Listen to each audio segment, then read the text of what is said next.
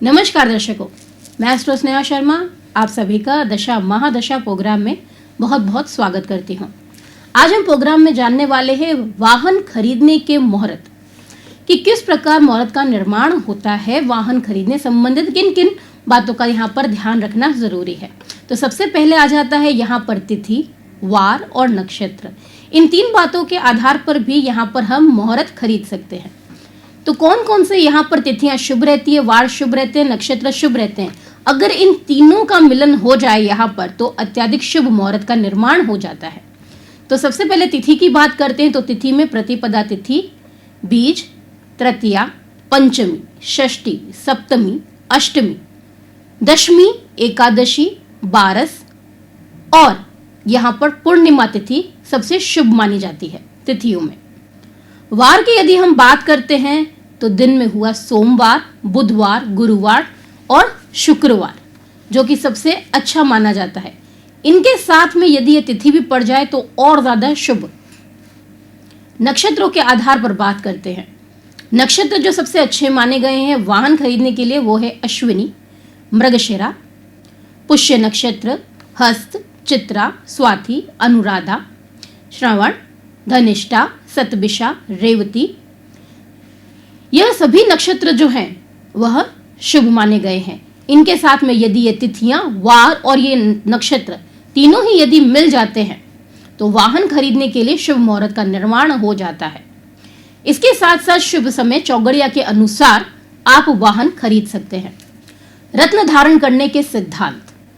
हम सब में से काफी लोग ऐसे हैं जो रत्नों को धारण करते हैं लेकिन उसके सिद्धांतों के बारे में उन्हें पता नहीं है कि रत्न धारण क्यों करना चाहिए, क्या कारण होता है रत्न धारण करने का और किन स्थितियों में रत्न को धारण कराया जाता है। तो सबसे सर्वप्रथम बात तो यह है कि रत्न को धारण करने की जरूरत क्यों पड़ी। रत्न को धारण करने की जरूरत तो इस कारण पड़ी कि यदि ग्रह की शक्ति क्षीण हो तो ऐसे में उसको बल प्रदान करने के लिए रत्नों को धारण करना चाहिए। तो ऐसे में ग्रह को यहाँ पर मजबूती मिलती है। इस वजह से रत्नों का धारण करना यहाँ पर आवश्यक माना जाता है। उस केस में जब रत्नों का क्या हो, पावर बहुत ज्यादा कम हो यानी डिग्री बहुत ज्यादा लो हो। तो किन किन बातों का ध्यान रखना चाहिए रत्न को धारण करते समय, या फिर किसी व्यक्ति को यदि हम रत्न सजेस्ट कर रहे हैं तो क्या क्या बातों का हम ध्यान रखते हैं। तो सबसे पहली बात, रत्न को कभी भी लग्न के विरोधी नहीं होना चाहिए।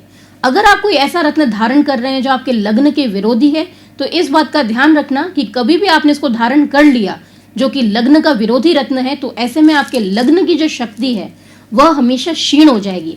लग्न हमेशा होता है हमारी बुद्धि बल का, हमारे स्वास्थ्य का, हमारे जीवन में संघर्ष का। तो ये सारी चीजें और ज्यादा बिगड़ती चली जाएंगी। संघर्ष हद से ज्यादा करना पड़ेगा, कोई भी काम आसानी से नहीं बनने वाला है। उसके अलावा बात की जाए लग्न का विरोधी रत्न पहना तो सोचने समझने की शक्ति यानी व्यक्ति की बुद्धि जो है उस पर सीधा उसका असर नजर आएगा। व्यक्ति नेगेटिव सोचने लगेगा। पॉजिटिव करने के लिए रत्न धारण किया था उसने लग्न के, लेकिन क्या होगा, विरोधी रत्न धारण करने पे वो हमेशा नेगेटिव सोच रखेगा, अपने ही कार्य स्वयं खराब करेगा अपनी बुद्धि और अपनी सोच के कारण। क्योंकि बुद्धि और सोच कैसे बाहर आती है, व्यक्ति की वाणी के माध्यम से बाहर आती है, तभी तो दूसरे व्यक्ति के साथ में कम्युनिकेशन होता है। सोच कैसे बाहर निकलेगी, वाणी। तो ये क्या करेगा, सबसे पहले सोच को दूषित करेगा, उस सोच के जरिए क्या करेगा, वाणी को भी दूषित कर देगा। उसके बाद एक बात का और ध्यान रखना जरूरी है कि लग्नेश कैसा होना चाहिए, यहाँ पर मित्र का होना चाहिए रत्न का। तो ऐसे रत्न हमेशा धारण करें जो उसके मित्र के हो। इस बात का आपको विशेषकर ध्यान रखना जरूरी है। और अगर जरूरी हो तो ही लग्नेश के साथ में कोई और रत्न धारण करें। लग्नेश के साथ जो कॉम्बिनेशन बनता है वो बनता है पंचमेश का और भाग्येश का, क्योंकि यह योग कारक ग्रहों का हमेशा निर्माण करता है। तो यदि लग्नेश के साथ अगर आपको रत्न धारण करना हो तो हमेशा पंचमेश और भाग्येश का करें यानी नवमेश का करें, जिससे योगों का निर्माण होने लगेगा। कई बार ऐसा होता है कि हमारे कार्य बनते बनते रुक जाते हैं, हम मेहनत बहुत ज्यादा करते हैं लेकिन फल की प्राप्ति नहीं होती है। तो आपका कर्म स्थान तो यहाँ पर मजबूत है लेकिन भाग्य स्थान कमजोर होने के कारण यहाँ पर दिक्कत आ रही है। तो ऐसे में भाग्येश और लग्नेश दोनों को धारण कर लेना चाहिए। लग्नेश को धारण करने से दशम स्थान भी कई बार मजबूत होते हुए देखा जाता है। अगर संबंध दशम और लगन का जुड़ रहा हो आपस में, तो ऐसे में लग्नेश जो है वो आपके मेहनत को यहां पर कम करेगा और आपको फल जो है वो ज्यादा प्रदान करने का कार्य करेगा। पंचमेश, पंचमेश को धारण किया जाता है कई सारे कारणों के कारण। यदि पति पत्नी के बीच में नहीं बन रही हो, दोनों के बीच में प्रेम में वृद्धि नहीं हो रही हो, संतान की प्राप्ति नहीं हो रही हो, या फिर एजुकेशन वाइज बच्चे को प्रॉब्लम आ रही हो, तो ऐसे कई सारे कारण हैं पंचमेश को धारण करने के। तो ये सब क्या होने चाहिए, यहाँ पे मित्र होने चाहिए आपस में, लग्नेश, पंचमेश और नवमेश यानी भाग्येश। रत्न धारण करवाते समय एक बात का और ध्यान रखना जरूरी है कि जो ग्रह है वह उदय है या अस्त है। अगर अस्त है तो ऐसी स्थिति में यह उसके पावर को बढ़ाने का कार्य करता है, तो ऐसी स्थिति में उसको धारण करना शुभ माना जाता है और काफी फलकारी हो जाता है। दशा यदि चल रही हो, उसकी अंतरदशा यदि चल रही हो, तो ऐसे में भी ग्रह संबंधित दोषों का शमन यहां पर होता है दान से और रत्न धारण करने से। स्थिति यदि बहुत ज्यादा अशुभ है तो ऐसी स्थिति में पूजन यहाँ पे बहुत ज्यादा काम आता है उस ग्रह से संबंधित। एक बात का और ध्यान रखना जरूरी है यहाँ पे दृष्टि संबंध का।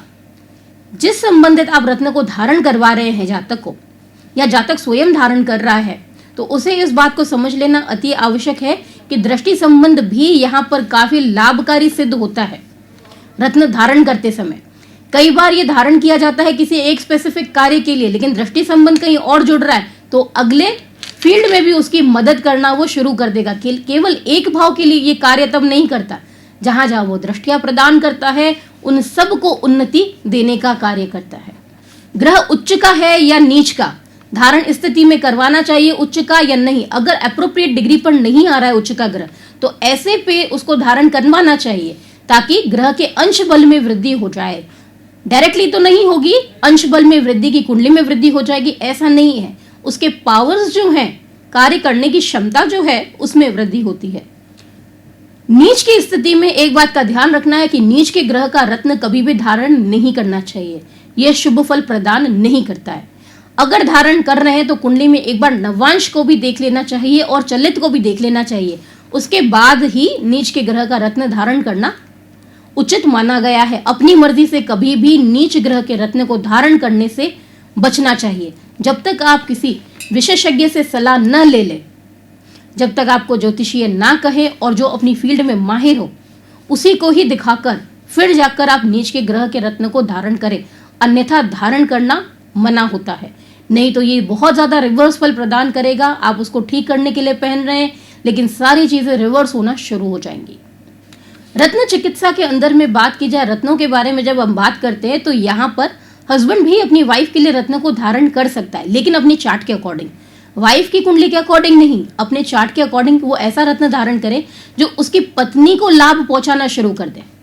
तो ऐसी स्थिति में अगर कोई पुरुष अपनी पत्नी के लिए धारण करता है तो वो किस हैंड में करेगा, राइट हैंड में करेगा। अपने चार्ट के अकॉर्डिंग पहले चेक करवा ले कि मैं मेरी पत्नी के लिए धारण करना चाहता हूं रत्न, उसको बेनिफिट आना चाहिए, तो क्या करेगा, राइट हैंड में धारण करेगा। उसका जो वर्किंग हैंड है राइट हैंड, वहां पर उसको धारण करना है। एक एक्सेप्शन केस है कि व्यक्ति जो है वो लेफ्ट हैंडेड है, तो वो क्या करेगा, राइट हैंड में धारण करेगा अपनी पत्नी के लिए, ताकि उसके काम में जो रुकावटें आ रही है या फिर स्वास्थ्य संबंधित कोई दिक्कत चल रही है या कोई भी समस्या क्यों ना हो, उससे संबंधित यदि वो रत्न धारण करना चाहता है तो वो बिल्कुल कर सकता है, लेकिन अपने चार्ट को चेक करवाने के बाद, यानी अपनी कुंडली का विश्लेषण करवाने के बाद कि मैं धारण करूं और उसका बेनिफिट किसको जाए, मेरी पत्नी को जाए।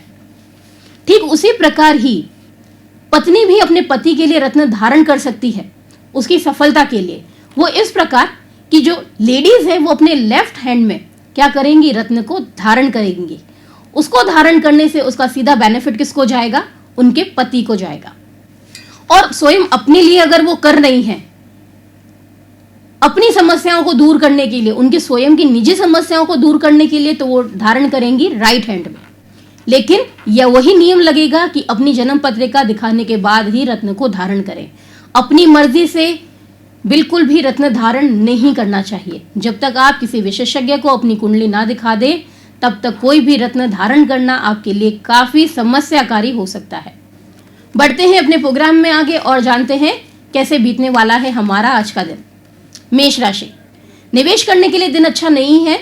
बिजनेस में नुकसान हो सकता है आज के दिन। नुकसान को आपकी होशियारी से टाला जा सकता है, लेकिन काफी सोच समझकर आपको यहां पर निर्णय लेने होंगे।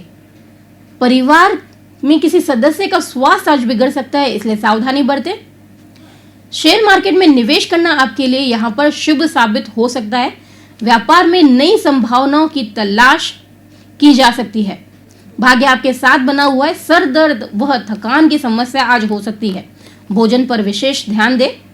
आपके बिगड़े रिश्ते भी आज सुधर सकते हैं। मिथुन राशि, आर्थिक मामलों में दोस्तों की मदद आज प्राप्त होने वाली है। यह समय जो है आपके लिए प्रॉपर्टी खरीदने के लिए बिल्कुल भी अनुकूल नहीं है। कोशिश ये करें कि अभी मामले को टाल दे तो ही अच्छा रहेगा। स्वास्थ्य की दृष्टि से दिन उत्तम बना हुआ है। विद्यार्थियों के लिए मुश्किल भरा समय है ये, क्योंकि अपनी पढ़ाई संबंधित एकाग्रता नहीं बन पाने के कारण एकाग्रता बनाने के लिए इन्हें मेहनत ज्यादा करनी होगी और जो भी याद करेंगे वो भूलेंगे। कर्क राशि, कारोबार में बढ़ोतरी होगी। पुराने प्रोजेक्ट्स वो पुराने कार्य फिर से शुरू होने के लिए समय जो है वो बहुत ज्यादा शुभ है। बीपी का जिनको प्रॉब्लम है उनके लिए समस्याएं बढ़ सकती हैं। सिंह राशि, सिंह राशि वालों अगर अपनी लाइफस्टाइल को थोड़ा सा बदलने की कोशिश करेंगे तो परिस्थितियों में सुधार आने के चांसेस बहुत ब्राइट है। पारिवारिक स्तर पे काफी उतार चढ़ाव की स्थिति यहां पर बन सकती है। कार्य क्षेत्र पे अपनी जगह बनाने के लिए आपको काफी मेहनत करनी होगी ताकि उच्च अधिकारियों के नजर में आप ऊंचा उठ सके। कन्या राशि, शुरुआती दिन तो सामान्य व्यतीत होगा, लेकिन दिन के मध्य तक आपको अप्रत्याशित रूप से धन की प्राप्ति हो सकती है। रुका हुआ धन जो आपका है वो प्राप्त हो सकता है। पुरानी बीमारियों से भी आपको निजात मिलेगी। ऑल ओवर बात की जाए तो दिन के बाद का समय आपके लिए ज्यादा अनुकूल है। तुला राशि, परिवार के लोग जो है वो आज आपसे थोड़ा सा नाराज नजर आएंगे। घर में किसी बुजुर्ग के साथ में आज अनबन हो सकती है। वाद विवाद की स्थिति बन सकती है। कोशिश ये करना है कि आप अपनी बात को प्यार से समझाने का प्रयास करें तो वाद विवाद की स्थिति जो है वो टल भी सकती है। स्वास्थ्य संबंधित आज गैस्ट्रिक प्रॉब्लम और बदहजमी की दिक्कत आपको आ सकती है। पेट संबंधित प्रॉब्लम भी यहाँ पर पेट में दर्द की समस्या भी देखने को मिल सकती है। वृश्चिक राशि, किसी पुराने मित्र के साथ में आज मुलाकात होने के चांसेस बहुत ज्यादा बन रहे हैं। परिवारजन के साथ में माहौल आज खुशनुमा बना रहेगा। हर्ष उल्लास के साथ दिन को और ज्यादा बेहतर बनाएंगे और व्यतीत करेंगे। प्रेम संबंधित वार्ताओं हेतु दिन शुभ बना हुआ है। धनु राशि, पिछले कुछ समय से जो गलतफहमियां चल रही थी वह दूर होंगी। बातचीत करके आप राह को आसान करेंगे। आर्थिक मामलों में कोई भी बड़ा फैसला नहीं ले तो ही बेहतर रहेगा। कोर्ट कचहरी मामले जो हैं वो लंबे खिंचने वाले हैं। मकर राशि, शेयर मार्केट में निवेश करने के लिए दिन शुभ है। आमदनी बढ़ने के भी यहाँ पर आसार नजर आ रहे हैं। आपके इंसेंटिव्स भी बढ़ सकते हैं। इनकम में ग्रोथ होने के चांसेस यहाँ पर बहुत ज्यादा दिख रहे हैं। यदि आप व्यापारी हैं तो दिन आपके लिए आर्थिक मामलों में शुभ रहेगा। स्वास्थ्य संबंधित दिन उत्तम बना हुआ है। ध्यान इस बात का रखिएगा कि आज हरे रंग की कपड़ा पहनने से या हरे रंग की ड्रेस पहनने से या हरे रंग के उपयोग से थोड़ा बचें। कुंभ राशि, कुंभ राशि वालों आपको एक बात समझनी पड़ेगी कि रिश्ते को मजबूत बनाने के लिए समय लगता है। जल्दबाजी ना करें आप, नहीं तो आप अपने अच्छे रिश्तों से भी हाथ गवा बैठेंगे। स्वास्थ्य की दृष्टि से आज दिन शुभ नहीं है। स्वास्थ्य कुछ नरम ही महसूस होगा। मीन राशि, किसी खास व्यक्ति से या फिर अपने किसी करीबी से आज धोखा मिल सकता है। उधार लेने व देने के लिए आज दिन शुभ नहीं है। वाहन इत्यादि सतर्कता पूर्वक चलाएं। पूर्व में की गई मेहनत का परिणाम आज आपको प्राप्त हो सकता है। ज्योतिष वास्तु सेवाओं हेतु आप मुझसे मेरे कार्यालय पर संपर्क कर सकते हैं। हमारा पता है MGH रोड, कांग्रेस कार्यालय के पास, दशा महादशा कार्यालय। अपॉइंटमेंट के लिए आप टीवी स्क्रीन पे जो नंबर डिस्प्ले हो रहा है उस पर कांटेक्ट कर सकते हैं। यदि आपके मन में भी किसी टॉपिक को लेके जानने की इच्छा है तो आप हमारे YouTube चैनल के कमेंट बॉक्स पे कमेंट कर सकते हैं। उससे संबंधित हम पूरा प्रयास करेंगे आप तक उस जानकारी को पहुंचाने का। या आप भी अपने बारे में कुछ जानना चाहते हैं तो कमेंट बॉक्स में आपकी डेट ऑफ बर्थ, टाइम और बर्थ प्लेस और आपका क्वेश्चन वहां पे मेंशन कर सकते हैं। अब मैं आपसे विदा चाहूंगी। नमस्कार।